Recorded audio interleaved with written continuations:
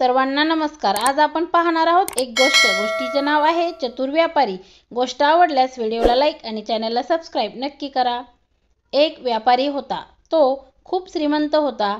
त्याला एकच मुलगा होता। त्याचे नाव होते गणेश। त्याला लाडाने सगळे गण्या म्हणत होते। तो फार आळशी होता। तो काहीही काम करीत नव्हता। तो मोठा झाल्यावर त्याच्या वडिलांना फार काळजी वाटत होती। त्यांनी गण्याला बोलावले आणि त्याला काही काम करायला सांगितले।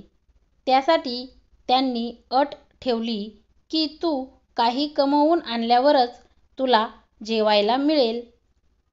गण्या आपल्या बहिणीकडे गेला आणि तिला पैसे मागितले। तो ते पैसे घेऊन आपल्या वडिलांकडे आला। त्याच्या वडिलांनी ते पैसे विहिरीत फेकून दिले। दुसऱ्या दिवशी त्याने आपल्या आईकडून पैसे घेतले आणि वडिलांकडे घेऊन गेला। त्यांनी पुन्हा ते पैसे घेऊन विहिरीत फेकून दिले। तिसऱ्या दिवशी तो कामाच्या शोधात घराच्या बाहेर पडला आणि काम शोधू लागला। त्याला हमालाचं काम मिळालं। त्याला दिवसभर मेहनत करून देखील खूप कमी पैसे मिळाले।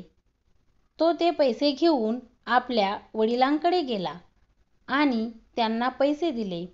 वडिलांनी ते पैसे घेऊन विहिरीत फेकून दिले। हे बघून गण्या फार चिडला आणि आपल्या वडिलांना म्हणाला, बाबा, मी हे पैसे कमवायला किती मेहनत केली होती आणि तुम्ही हे पैसे सरळ विहिरीत फेकून दिले। तेव्हा तो व्यापारी हसतो आणि त्याला म्हणतो की बाळ, मला तुला हेच शिकवायचे होते की कष्टाने कमविलेल्या पैशांची काय किंमत असते। कदाचित आता तुला याची जाणीव झालेली असणार।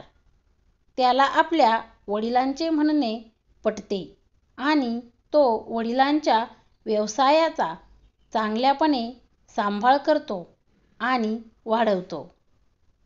धन्यवाद।